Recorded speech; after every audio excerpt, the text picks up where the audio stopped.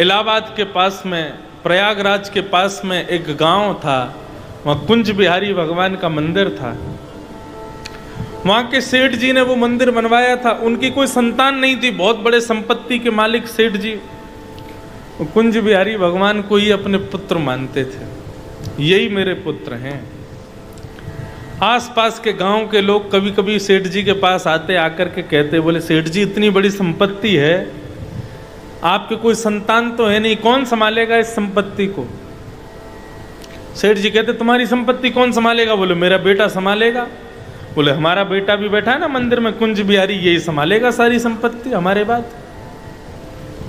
एक बोला, बोले ठीक है संपत्ति तो कुंज बिहारी संभाल लेगा, लेकिन हमारा जब अंतिम समय आएगा ना तो हमारा बेटा हमारा दाह संस्कार करेगा, तुम्हारा कौन करेगा? सेठ जी बोले जब तुम्हारा बेटा तुम्हारा संस्कार करेगा तो मेरा बेटा मेरा संस्कार करेगा।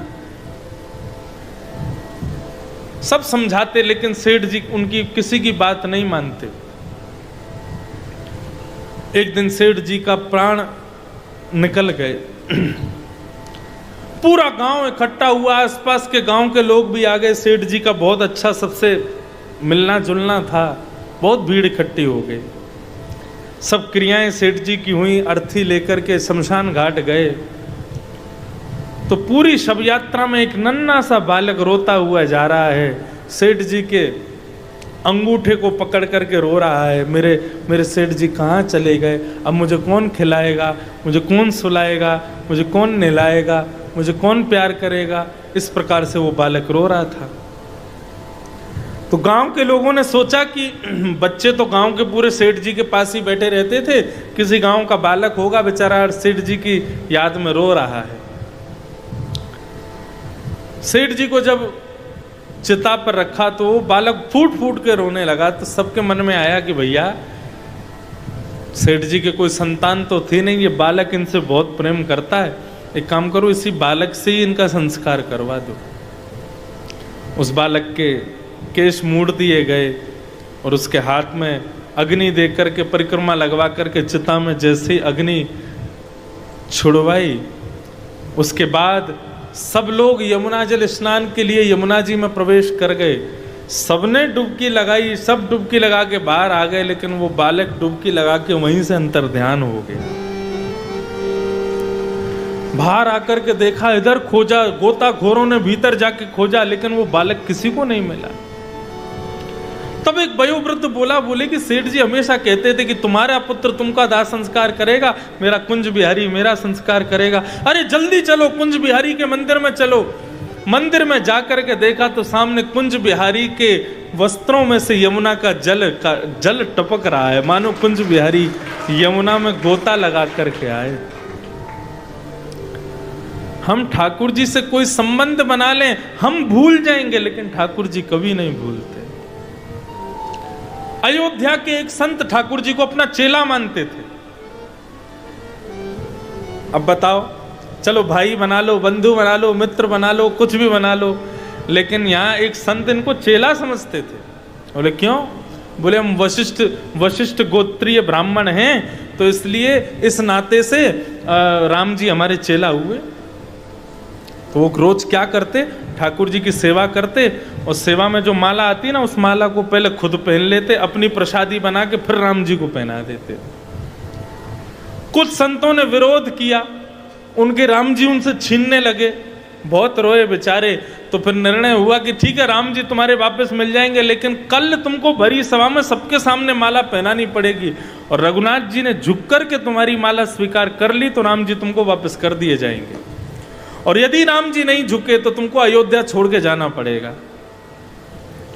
रात भर बेचारे रोते रहे। चेला राम अपनी गुरु की लाज नहीं बचाएगा? मैं तेरा गुरु हूं ना, तेरे को नहलाता हूं, धुलाता हूं, भोग लगाता हूं, अपनी प्रसादी माला तुझे पहनाता हूं ताकि तेरा सदैव कल्याण हो। अरे ये मूर्ख लोग क्या जाने इस प्रेम को। कल बेटा तेने आज तक तो झुक के माला कभी पहनी नहीं वैसे, लेकिन कल झुक के माला धारण कर लियो, अपने गुरु की लाज बचा लियो, यही गुरु दक्षिणा दे दियो मोकू। दूसरे दिन महाराज अयोध्या में सब संत इकट्ठे हुए, बीच में रघुनाथ जी की मूर्ति रखी गई और कहा कि अब अपनी माला पहनाओ। संत ने पहले तो माला गले में धारण की, गले में धारण करके अपनी प्रसादी बना करके जैसे ही गले से उतारी तो राम जी की मूर्ति झुक गई और उनकी माला स्वीकार कर ली। कितने उदाहरण दें आपको। जगन्नाथपुरी के पास में एक ठाकुर जी का मंदिर है, टोटा गोपीनाथ उनका नाम है। क्या नाम है? टोटा गोपीनाथ। वो कैसे ठाकुर जी हैं पता है? बड़े विचित्र हैं। ये पीछे लाल जी खड़े हैं, बाकी एदा से दोनों पैर ऐसे किए और ऐसे बैठे। वो टोटा गोपीनाथ जो है वो मेरी जैसे हम आलती मार ऐसे ऐसे बैठे सुखासन में, वो सुखासन में बैठ के बंसी बजा रहे हैं। क्यों? वहां के जो सेवक थे वो श्री चैतन्य महाप्रभु के शिष्य थे। चैतन्य महाप्रभु से इतना प्रेम करते थे कि उनके बिना एक दिन भी नहीं रहते थे। रोज जगन्नाथपुरी चले जाते थे, उनके पास ही रहते थे। चैतन्य महाप्रभु ने कहा तुम रोज रोज मत आया करो यहाँ पर। तो बोले आपका विरह होता है, मैं आपके बिना रह नहीं पाता, क्या करूं? तो चैतन्य महाप्रभु ने आज्ञा की तुम एक काम करो, रोज कथा किया करो आपने अपने स्थान पर। जगन्नाथपुरी से 30-35 किलोमीटर दूर कथा में हम रोज आया करेंगे तो तुमको हमारा दर्शन हो जाया करेगा। ठीक है। तो आज जो उनके शिष्य थे वो आज प्रहलाद चरित्र सुना रहे थे, नहीं ध्रुव चरित्र सुना रहे थे। और ध्रुव चरित्र में जब वो प्रसंग आता है कि ध्रुव जी आंख बंद करके ठाकुर जी का स्मरण कर रहे थे, 5 महीने बाद जब ठाकुर जी उनके सामने प्रकट हुए तो ठाकुर जी ने अपने ध्रुव जी के अंतःकरण से अपना स्वरूप अंतर ध्यान कर दिया। तो जिस विरह में ध्रुव जी ठाकुर जी को खोजने लगे, हे श्याम सुंदर कहाँ हो, हे कन्हैया कहाँ हो, हे द्वारिकाधीश कहाँ हो, वो विरह ऐसा हुआ कि चैतन्य महाप्रभु भी आंख बंद करके आसपास जमीन में खोजने लगे, हे श्याम सुंदर कहाँ हो, हे ठाकुर जी कहाँ हो। मिट्टी के ऊपर बैठे थे, तो जैसे ही ऐसे खोजने लगे तो खोजते खोजते गड्ढा हो गया और वहीं पर ठाकुर जी मिल गए। उनकी मूर्ति को बाहर निकाला तो गोपीनाथ बन गए। अपने शिष्य को सेवा पधरा दी, बोले अब इनकी सेवा रोज किया करो। शिष्य रोज उनकी सेवा करता था। एक समय आया जिस दिन श्री चैतन्य महाप्रभु का प्रणय हुआ। श्री चैतन्य महाप्रभु जगन्नाथ प्रभु में जाकर के जब विलीन हो गए और जब ये खबर उनके शिष्य को पता चली तो इतने टूट गए, उनकी कमर झुक गई। अब वो ठाकुर जी की सेवा करने जाते हैं तो झुकी हुई कमर से ठाकुर जी का अच्छे से सेवा श्रृंगार नहीं कर पाते। तिलक चंदन आदि लगाते हैं तो नाक तक ही हाथ पहुंच पाता है। इतना कष्ट होने लगा कि उन्होंने किराए पर एक पुजारी जी रख लिए। बोले कि तुम सेवा कर दिया करो, अब हमसे तो होती नहीं, हमको गुरु जी की बहुत याद आती है। पुजारी ने जैसे ही जाके ठाकुर जी की सेवा करनी शुरू की सोई ठाकुर जी रुदन करने लगे। रुदन करने लगे तो सेवक ने जाकर के पूछा, बोले आप रो क्यों रहे हैं प्रभु? पूरे दिन रोते रहे। ठाकुर जी ने कोई प्रत्युत्तर नहीं दिया। रात्रि में चैतन्य महाप्रभु के वो शिष्य ठाकुर जी के चरणों में सिर रख करके सो गए। तब ठाकुर जी स्वप्न में आए, बोले कि मुझको तुम्हारे हाथ से ही सेवा स्वीकार करनी है, मैं किसी अन्य पुजारी के हाथ की सेवा नहीं लूंगा। तब उन्होंने कहा, बोले महाराज मैं कैसे सेवा करूं, मेरी कमर झुक गई है, मैं आपका श्रृंगार नहीं कर पाता। आपकी नाक पर, आंख पर, होठों पर चंदन लगा देता हूं, आपका रूप सुंदर नहीं बना पाता, अब कैसे सेवा करूं आपकी मैं? ठाकुर जी बोले नेत्र खोल करके देखो, हम तुम्हारे लिए बैठ गए हैं। जैसे ही नेत्र खोल कर देगा तो ठाकुर जी बैठी मुद्रा में बंशी बजा रहे हैं वहां पर, टोटा गोपीनाथ। भक्त एक बार नाता जोड़े तो सही ठाकुर जी से, ठाकुर जी उसके लिए क्या नहीं करेंगे, सब करने को तैयार।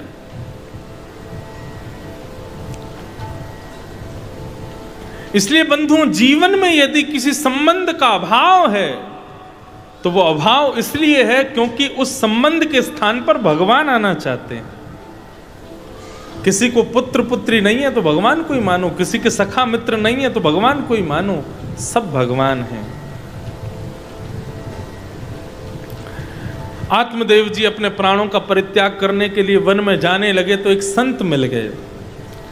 उन संतों ने आत्मदेव के मुखमंडल को देख करके कहा, अरे ब्राह्मण देवता कहाँ जा रहे हो? बोले, वन में जा रहा हूं प्राणों को त्यागने। क्यों? संतान नहीं। बोले, संतान नहीं है तो प्राणों का त्याग क्यों कर रहे हो? भगवान का भजन करो जाके। और तुम्हारे इस जन्म क्या, तुम्हारे माथे पर लिखा है 7 जन्मों तक तुम्हारे संतान नहीं होगी। जाओ भजन करो भगवान का, खुश रहो, प्रसन्न रहो। आत्मदेव कहने लगे, बोले, मैं प्रसन्न नहीं रह सकता प्रभु, आप कृपा करके मुझे संतान प्रदान कीजिए। आप तो संत हैं ना, आप कृपा कर दीजिए ना मुझ पर। और यदि आपने मुझे संतान नहीं दी तो आपके सामने प्राणों का परित्याग कर दूंगा। एक ब्राह्मण को मरता हुआ देखोगे आप? अरे काश आत्मदेव ने इतनी जिद भगवान की प्राप्ति के लिए कर दी होती, संत से नहीं की। संतान की प्राप्ति के लिए जिद की। संत ने एक फल में अपनी संपूर्ण तपस्या का फल अभिमंत्रित करते दे दिया। बोले, आत्मदेव अपनी पत्नी को खिला देना। और 1 साल के नियम बता रहा हूं। 1 साल तक अपनी पत्नी को कहना, इन नियमों से रहेगी तो उसका अच्छा पुत्र जन्म लेगा उसके गर्भ से। क्या क्या नियम? सत्यम शौच्यम दया दानम एक भुक्तुम तु भोजनम वर्षा विधि स्त्रिया कार्यम तेन पुत्रोति निर्मल। सावधानी से सुनो।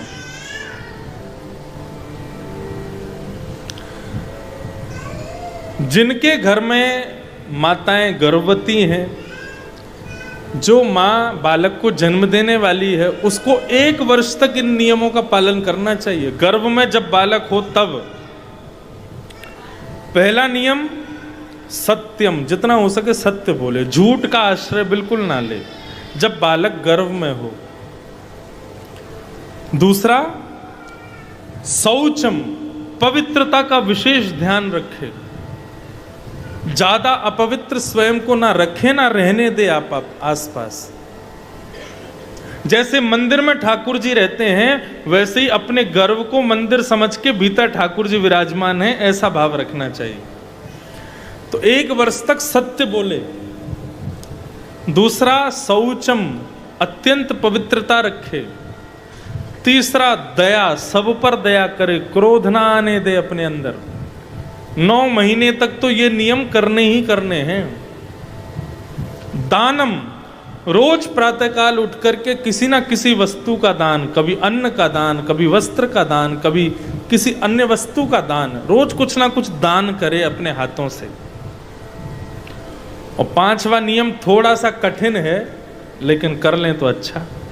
एक भुक्तुम तु भोजनम, केवल 1 बार भोजन करे दिन में।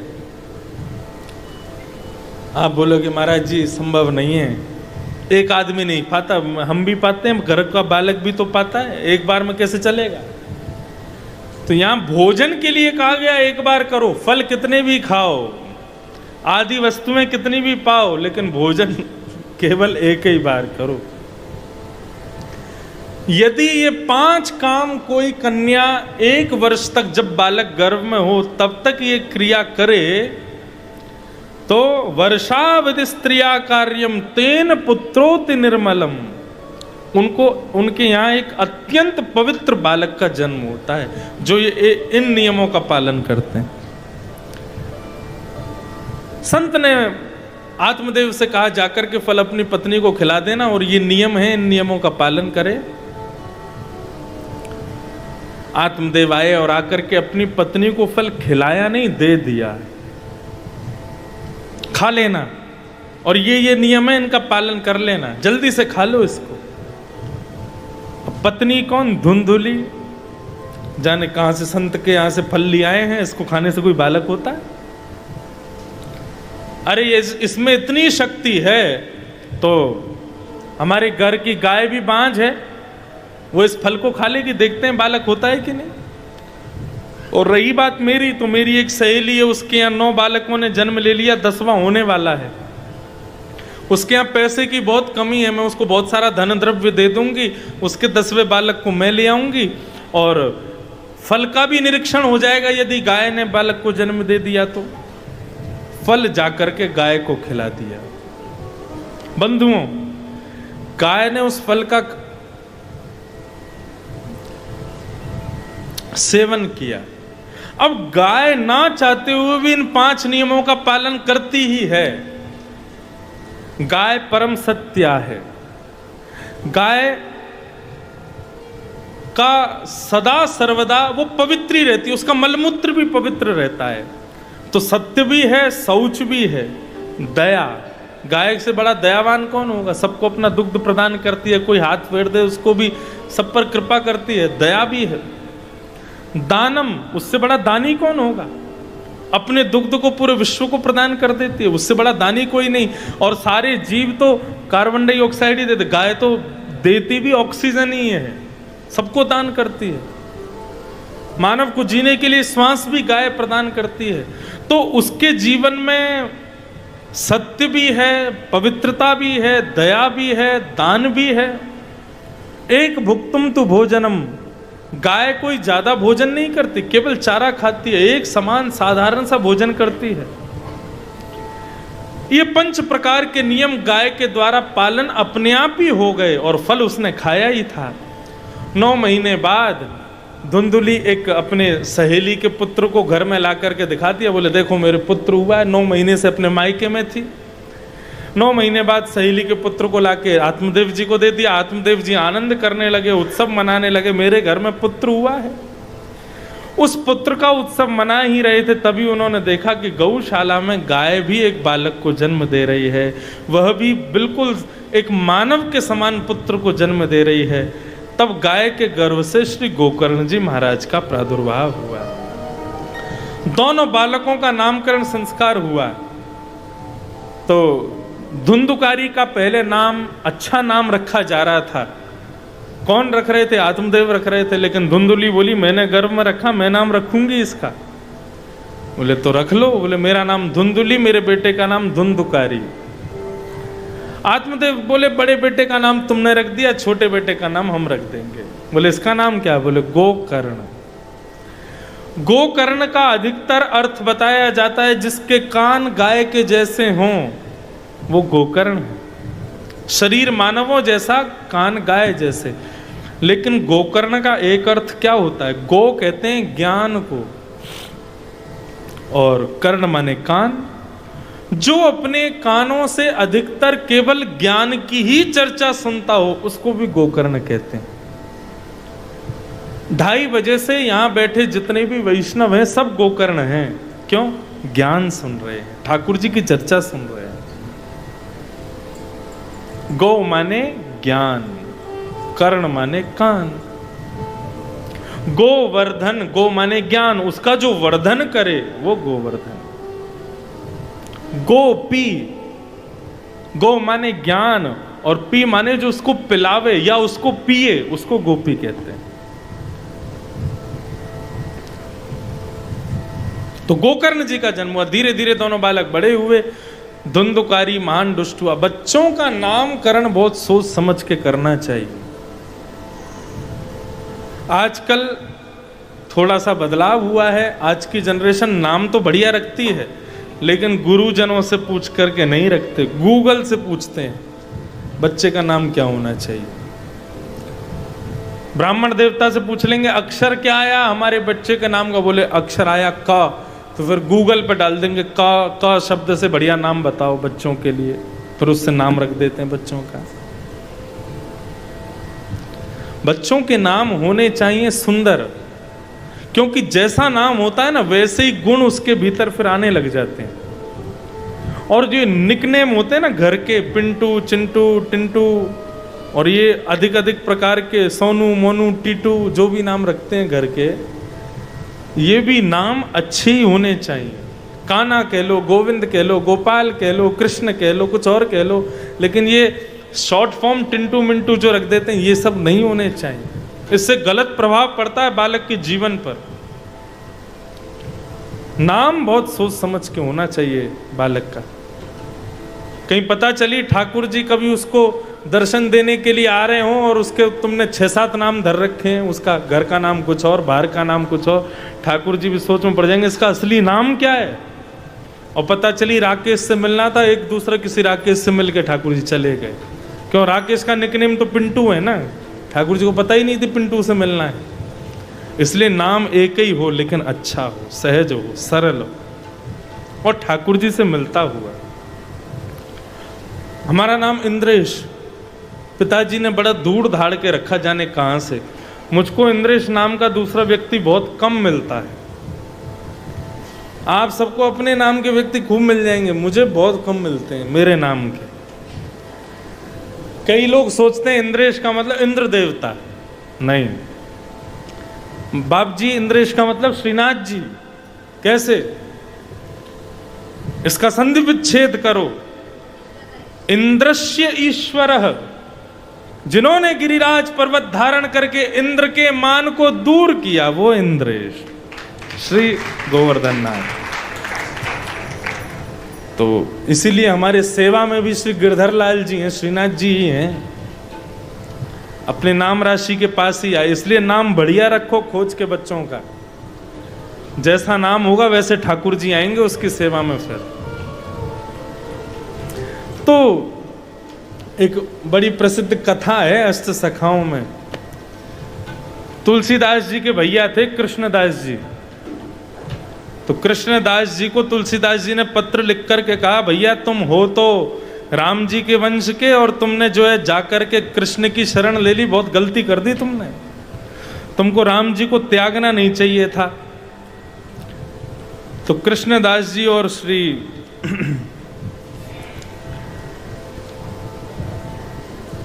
नहीं कृष्णदास नहीं नंददास, नंददास जी भैया थे श्री तुलसीदास जी महाराज के। तो नंददास जी और तुलसीदास जी के बीच में आपस में खूब चर्चा होती रहती थी कि भाई तुमने बहुत बड़ी गलती कर दी, राम जी की शरण छोड़ के तो तुमने ऐसा किया जैसे कोई पत्नी अपने पति को छोड़ के पराये पुरुष के पास चली जाए, ऐसे तुम राम जी को छोड़ के कन्हैया के पास चले गए, गलती करी तुमने। तुलसीदास जी ने पत्र लिख करके भेजा अपने भैया नंददास जी को।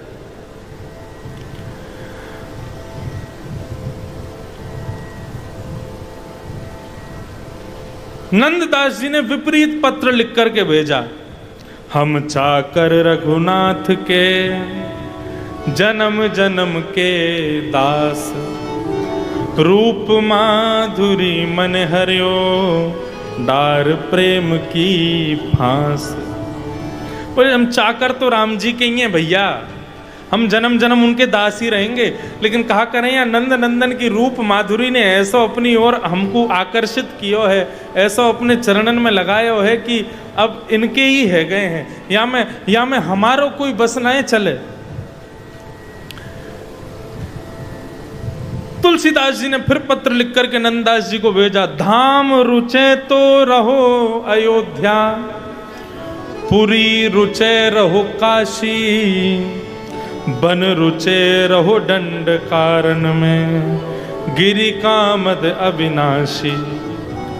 बोले यदि धाम में रहने का मन करे तो अयोध्या में रहना चाहिए, और पुरी में रहने का मन करे तो काशी में रहना चाहिए, और वन में रहने का मन करे तो दंडकारण्य वन में रहना चाहिए, और पर्वत की श्रृंखला में रहना चाहिए तो कामतानाथ यानी चित्रकूट में रहना चाहिए। नंददास जी ने जब ये पत्र देखा तो नंददास जी ने दूसरा पत्र लिख दिया। बोले क्या? जो गिरि रुचे तो रहो गोवर्धन, गाम रुचे बसो नंद गाम, नगर रुचे तो बसो मधुपुरी, शोभा सागर अति अभिराम, सरिता रुचे तो बसो श्री यमुना तट, सकल मनोरथ पूरन काम, नंददास कानन रुचे तो बसो भूमि वृंदावन धाम। तुलसीदास जी महाराज ने जब ये पत्र देखा उनका तो बोले बड़े बड़े महिमा गा रहे हो ब्रजमंडल के, कहा कमी रघुनाथ के छोड़ी कुल की कहानी। रघुनाथ जी के यहाँ क्या कमी है जो तुम छोड़ छाड़ के वहां नंद उनके पास में चले गए हो, नंद नंदन की सेवा में चले गए हो? क्या कमी है रघुनाथ जी के? तब नंददास जी कहते हैं, अनुरागी मन है गयो सुन मुरली की तान। मेरो तो ठाकुर जी की मुरली सुनकर के मन में लग गया। और भैया गलती मेरी नहीं है कि मैं यहाँ नंद नंदन को दास बन गया हूँ, गलती तो आप परिवार वालों की है। तुलसीदास जी बोले क्यों, हमारी गलती क्यों? बोले आपने मेरो नाम रखो तो रघुनाथ दास, तो मैं राम जी कोई दास बनो रहे, तो आपने मेरो नाम ही रखो नंद दास। मेरो नाम ही नंद दास है, मैं जन्मते ही नंद दास हूँ, या हमारे नंद की सेवा में आया हूँ, नंद लाला की सेवा में आ गया हूँ। तो मैं ये बात क्यों बता रहा हूँ, नाम से बहुत बड़ा प्रभाव पड़ता है जीवन पर। कृष्ण नाम जबते श्रवण सुनोरी आली, भूली री भवन में तो बाबरी भई ही, रोम रोम हूं मैं तो श्रवण मई रे। ये तो मेरो नाम ही आपने नंद दास रख दियो, या हमारे मैं नंद को दास बन गया हूं। ऐसे नाम की महिमा श्री नंददास जी ने बताई। तो नाम बड़ा सोच समझ के रखना चाहिए बालकों का। तो बड़े बालक का नाम रखा धुंधुकारी, छोटे बालक का नाम गोकर्ण। दोनों धीरे धीरे बड़े हुए। धुंधुकारी महान दुष्ट बना और गोकर्ण पंडित ज्ञानी बना। धीरे धीरे वैश्यागमन करने लगा, सारे गलत काम धुंधुकारी करने लगा, अपने माता पिता से पैसा मांगता और गलत जगह जाकर के उनका प्रयोग करता। एक दिन माता पिता ने पैसे देने से मना कर दिया तो घर के सारे बर्तन बेच दिए उसने और पैसे लाके फिर चला गया वैश्यालय। एक दिन फिर पैसा मांगने आया तो पिता ने थोड़ा क्रोध करके उस पर चढ़े, थोड़ा गुस्सा किया तो अपने पिता माता को ही पकड़ करके मारने लगा। मन में विचार करने लगे श्री आत्मदेव जी, इससे अच्छा तो मैं बिना बेटे का था, इसके लिए इतनी कामना की मैंने। घर छोड़ करके चले गए और श्री गोकर्ण जी की मैया धुंधुकारी की मैया धुंधुली को जब एक दिन प्रहार किया धुंधुकारी ने, तो अपने पुत्र के प्रहार से बचने के लिए वन में दौड़ने लगी। अंधेरा था, एक कुएं में गिर गई, उनके भी प्राण निकल गए। वन में अत्यंत दुखित भाव से बैठे हैं श्री आत्मदेव जी महाराज। बंधुओं देखो, एक मेरी बात सुनिएगा, प्रकृति यदि कुछ आपको नहीं दे रही है और आप जबरदस्ती यदि उस वस्तु को प्राप्त करने में लगे रहते हो, वस्तु मिल तो जाएगी लेकिन आपको कभी सुख नहीं दे पाएगी। कई माताओं को, कई परिवारों में देखा संतान नहीं होती तो उसके लिए कौन कौन से यज्ञ में चले जाते हैं, कैसे कैसे बाबाओं के पास चले जाते हैं, कैसे कैसे मठ मंदिरों में चले जाते हैं। मंदिरों की छोड़ो, अगर कोई कह दे कि वहाँ मस्जिद में चले जाओ पैगंबर पर जाके, तो वो भी कराते हैं कि हमारे घर में पुत्र हो जाए। प्रकृति जो तुम्हें नहीं दे रही है, तुम प्रकृति से छीन करके यदि ले लोगे तो प्रकृति दे तो देगी लेकिन वो सर्वनाश करने के लिए उस वस्तु को देगी। इसलिए जो वस्तु प्रकृति ना दे उसको पाने के लिए कभी हठ मत करना, नहीं तो सुखी नहीं रह पाओगे। आत्मदेव जी आज अत्यंत दुखित भाव से वन में पहुंच गए। तभी गोकर्ण जी महाराज आए। पिताजी क्या हुआ, इतने दुखी क्यों हो? बोले पुत्र, ऐसा पुत्र मेरे घर में आया इसलिए मैं दुखी हूं। गोकर्ण जी बोले पिताजी मेरे सामने बैठो। सामने बैठ गया। बोले अब थोड़ी देर के लिए पुत्र भाव मेरे अंदर से निकाल देना और ये समझना कि कोई गुरु सामने बैठा है और मुझे ज्ञान उपदेश कर रहा है। मेरी बात को बहुत ध्यान से सुनिएगा पिताजी। और यहाँ पर श्री गोकर्ण जी महाराज ने गोकर्ण गीता सुनाई ताकि पिता के मन में जो जो जो कष्ट है वो कष्ट दूर हो। आज की कथा का मूल रहस्य, आज की कथा का मूल सार ये गोकर्ण गीता है। बहुत ध्यान से सुनना, इसके बाद कथा को विराम करेंगे। प्रेम से सुनो गोकर्ण जी महाराज क्या कह रहे हैं। देह स्थिमां सरुधिरेभिमतिं त्यजत्वं, जाया सुतादिषु सदा ममतां विमुञ्च, पश्यानिशं जगदिदं क्षणभङ्गुनिष्ठं, वैराग्यरागरसिको भव भक्तिनिष्ठः। पिताजी मानव को दुखी दो चीजें करती हैं, पहली अहमता और दूसरी ममता। ये हमारे अंदर दुख को जन्म देने वाली दो माताएं हैं, अहमता और ममता। अहमता किसमें होती है, ममता किसमें होती है? अहमता सदा खुद में होती है। मैं बहुत अच्छा गाता हूँ, मैं बहुत बढ़िया रोटी बनाता हूँ, मैं बहुत बढ़िया बोलता हूँ, मैं बहुत बढ़िया नाचता हूँ, मैं बहुत बढ़िया सुंदर दिखता हूँ। ये अहंकार ही अहमता है। पहला दुख का कारण अहमता, अहंकार। और दूसरा दुख का कारण ममता। ममता किसमें होती है? सदा दूसरों में होती है ममता। अपने पुत्र में क्या होती है? ममता। पुत्री में ममता, अपनी लक्ष्मी में ममता, अपनी गाड़ी में ममता, अपनी दुकान में ममता, अपने बिजनेस में ममता। खुद में अहमता, दूसरों में ममता। ये दो दुख के कारण। पिताजी, जब तक इन दोनों का त्याग नहीं किया जाएगा तब तक मानव सुखी नहीं रह पाएगा। कैसे त्याग करना है सुनो। सबसे पहले अहमता का त्याग।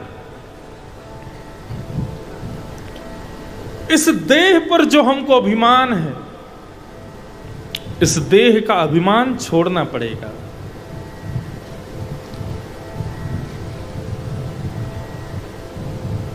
पूज्य पिताजी महाराज गाते हैं, मैं नहीं, मेरा नहीं यह तन, किसी का है दिया। मैंने अपना फोन दे दिया, पंडित जी थोड़ी देर अपने पास रख लो इसको। और पंडित जी सबको दिखाए जा रहे हैं एप्पल का फोन है, मेरा फोन है। तो ये अभिमान वो कर रहे हैं, तो ये उनकी मूर्खता है। क्यों? फोन तो मेरा है ना। आप कैसे अभिमान कर सकते हो इस पर? इस प्रकार इस शरीर को पाने के बाद जो इस पर अभिमान करता है वो मूर्ख है। ठाकुर जी ने यदि नेत्र नहीं दिए होते किसको देखते? मेरा जन्मदिन था एक बार, कनाडा में था मैं, तो वहां पर बहुत सारे कथा के बीच में जन्मदिन था, जितने श्रोता सब गिफ्ट लेकर के आए। तो जिनके यहाँ मैं रुका था उन्होंने पूछा, महाराज जी पूरी गाड़ी भर गई, इतना सारा सामान मिला आपको, कल बताइएगा सबसे बढ़िया किसका गिफ्ट था। दूसरे दिन सुबह सारे गिफ्ट खोले जा रहे थे, तो बोले महाराज जी कौन सा गिफ्ट सबसे बढ़िया लगा आपको? मैंने कहा वो मेरा शायद 22 या 23वां जन्मदिन था। तो मैंने कहा 22 साल पहले सबसे बढ़िया गिफ्ट भगवान ने दिया ये शरीर, इससे बढ़िया गिफ्ट कुछ नहीं है। ये किसी ने चश्मा दिया, लेकिन ठाकुर जी ने आंखें ही नहीं दी होती तो कहाँ पहनता है इनको? अच्छा, बिना आंख वाले भी चश्मा तो पहनते हैं। ठाकुर जी ने कान ही नहीं दिए होते तो कहाँ टांगता चश्मे को? खुंटी ठुकवानी पड़ती यहाँ पे दो, उस पर चश्मा टांगता। फिर किसी ने जूते दिए पहनने को, ठाकुर जी ने पैर ही नहीं दिए होते, कहाँ पहनता इन जूतों को? किसी ने घड़ी दी, हाथ ही नहीं दिए होते तो कहाँ पहनता घड़ी को? अरे किसके ऊपर अभिमान करते हो? ये शरीर तुम्हारा हो तो अभिमान करो ना, है ही नहीं। और यदि है तो फिर एक काम करो, एक दिन ये बाल सफेद होने शुरू होंगे, रोकना इसको, बोले वे तू बाल सफेद मत होना कभी भी। हो पाएगा क्या? कानों से कह देना, ए कान तू कभी बहरा मत होना, कभी तेरा सुनने की जो शक्ति कम नहीं होनी चाहिए, मानेगा क्या तुम्हारी बात? आंखों से कह देना तुम कभी धुंधली मत हो जाना, मानेंगी क्या? एक दिन चश्मा चढ़वा ही लेंगी आंख। क्यों? ये तुम्हारे वश में नहीं। जो तुम्हारे वश में नहीं है, जो तुम्हारी आज्ञा का पालन करता नहीं, उस पर अभिमान क्यों करते हो? अच्छा, तो एक ये तो आप कह रहे हो कि आप कहोगे कि महाराज जी ये तो आपने वृद्धावस्था की बात बताई, 6 बज रहे हैं, कई लोगों को आधे घंटे में भूख लगनी शुरू हो जाएगी है? अपने पेट को कहना, ए चुपचाप बैठा रहे, आज भोजन नहीं मिलेगा तुझको। मानेगा तुम्हारी बात? नहीं मानेगा। भोजन देना ही पड़ेगा, क्योंकि शरीर तुम्हारे वश में नहीं, और जो तुम्हारे वश में नहीं उस पर अभिमान किस बात का? इसलिए पिताजी सबसे पहले इस शरीर से अहमता छोड़ो। जो मिला है वह हमेशा पास रह सकता नहीं, जो मिला है वह हमेशा पास रह सकता नहीं। कब भी छुड़ जाए ये कोई राज कह सकता नहीं, कब भी छुड़ जाए ये कोई राज कह सकता नहीं। आप में से कितने लोग मुझे दावा कर सकते हो कि कल की कथा में आओगे? कह सकते हो? जो दावा करके जा रहे हैं ना, अपनी जिम्मेवारी पे जाना। अरे बंधु, मैं दावा नहीं कर सकता कि मैं कल कथा सुनाऊंगा। इस जिंदगानी का कोई भरोसा नहीं। जिंदगानी का खिला मधुवन किसी का है दिया, जिंदगानी का खिला मधुवन किसी का है दिया। मैं नहीं, मेरा नहीं, यह तन किसी का है दिया।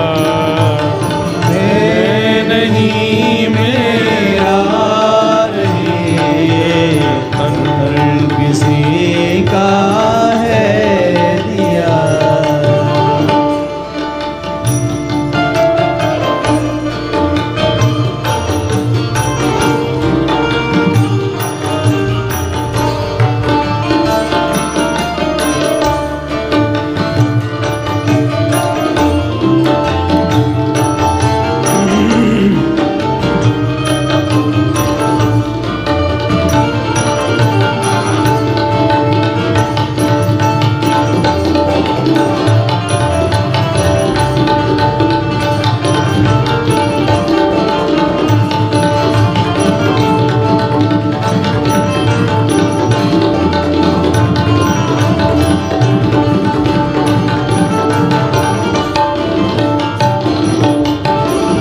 देने वाले ने दिया,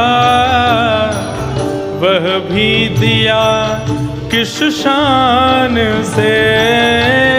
देने वाले ने दिया, वह भी दिया किस शान से।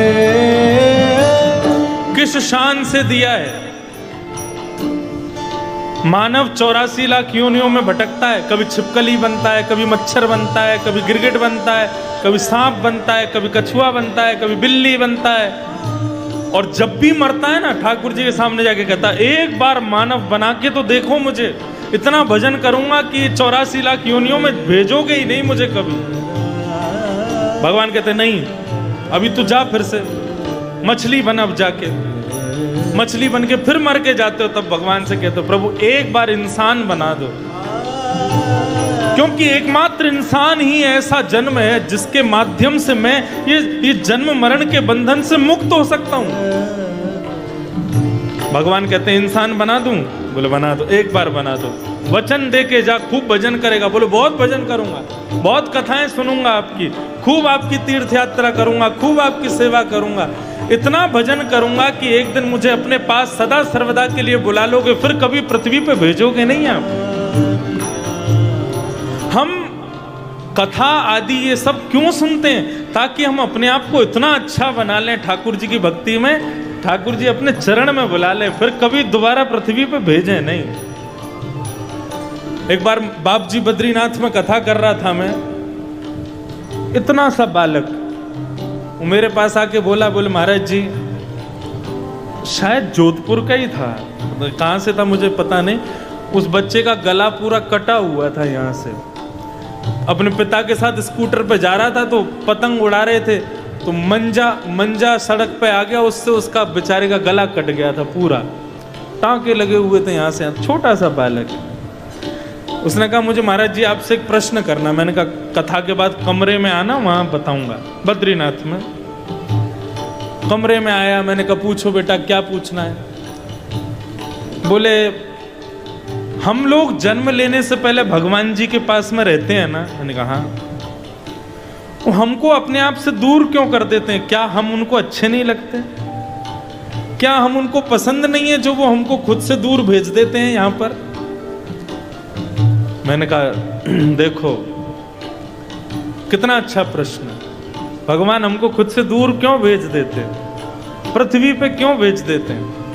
मैंने कहा देखो बच्चों, स्कूल में जब टीचर होता है ना, वो टीचर सब बच्चों से प्यार करता है, लेकिन फिर भी अपने बच्चों के एग्जाम तो लेता है ना, टेस्ट तो लेता है ना, परीक्षा तो लेता है ना।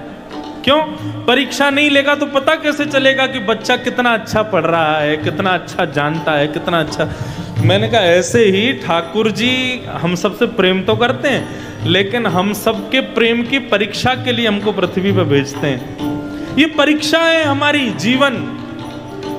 इस जीवन में आने वाले संकट रूपी प्रश्नों के उत्तर हम कैसे देते हैं, भगवान सब देखते हैं।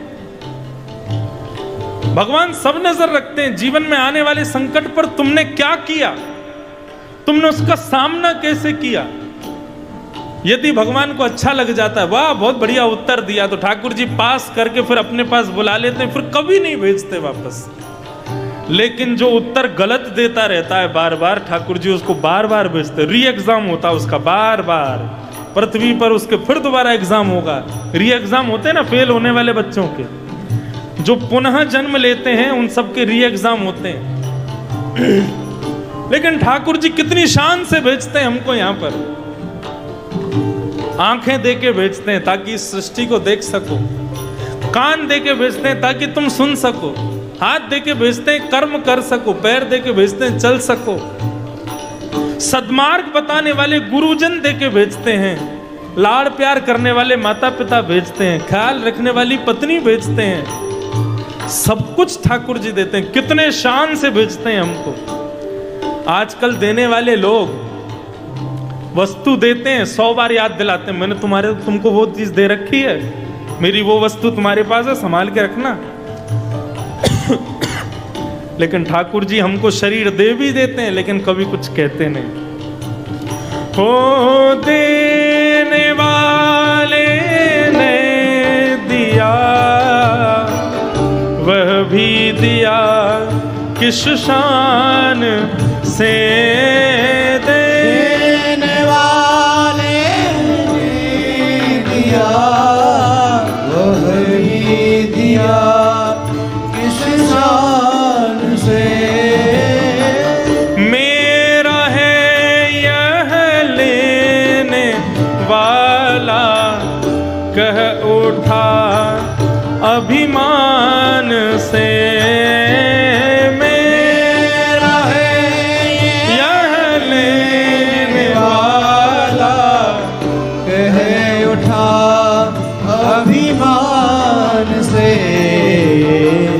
मैं मेरा यह कहने वाला, मन किसी का है दिया। मैं मेरा यह कहने वाला, मन किसी का है दिया। मैं नहीं, मेरा नहीं, यह तन किसी का है दिया।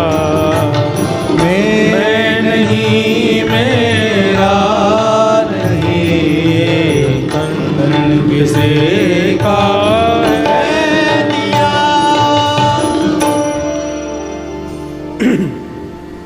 जग की सेवा खोज अपनी, प्रीत हरि से कीजिए। ये जिंदगी का राज है, मानकर जी लीजिए। जिंदगी का राज क्या है? बोले जग की सेवा और खोज अपनी, प्रीत हरि से कीजिए। ये 3 राज हैं जिंदगी के। जिंदगी का राज है मानकर जी लीजिए। साधना की राह पर साधन किसी का है दिया, मैं नहीं, मेरा नहीं, यह तन किसी का। तो किसी के दिए हुए तन पर इतना गुमान क्यों करते हो साहब जी? इतना अभिमान क्यों करते हो उस तन को पाने के बाद? अरे भगवान ने शरीर दिया, सदा झुक के रहो, सदा दीन बन के रहो। तो दुख के दो कारण कौन कौन बताए? कौन कौन? अहमता और हाँ, ये बीच बीच में मैं पूछता हूं ताकि पता चले सुन रहे हो कि नहीं। तो अहमता दूर करो, इस शरीर पर अभिमान मत करो। और फिर दूसरा आया ममता। हमारे पूज्य पिताजी महाराज के सद्गुरुदेव भगवान अनंत श्री विभूषित भागवत के सचल विग्रह श्री रामानुज प्रपन्नाचार्य गुरु जी उस बात को इतना अच्छा समझाते। अहमता तो चली गई, चलो अभिमान निकल गया, लेकिन ममता नहीं जाती। ममता किसमें नहीं होती हमारी, बताओ? मरे हुए व्यक्ति में कभी ममता नहीं होती। अपने परिवार का व्यक्ति भी जिसमें बहुत ममता हो, वो भी यदि मर जाए तो उसकी मृत्यु के बाद उससे ममता हमारी खत्म हो जाती है। तो हमारे गुरुजी कहते हैं, जो ममता दूसरे से मरने के बाद हटाने वाले हो, वो जीते जी हटा दो। कैसे हटा लो? बोले वो मरा हुआ मुर्दा बस चल फिर नहीं सकता, बाकी इन सबको मुर्दा ही समझो। चलते फिरते मुर्दा घूम रहे हैं सारे, सबको चलता फिरता मुर्दा समझोगे तो किसी में ममता होगी ही नहीं। जितना अपवित्र, जितना अशुद्ध हम मुर्दे को समझते हैं, उतना अपवित्र, उतना अशुद्ध जीते जी इंसान को भी समझा जाए तो किसी में ममता नहीं होगी।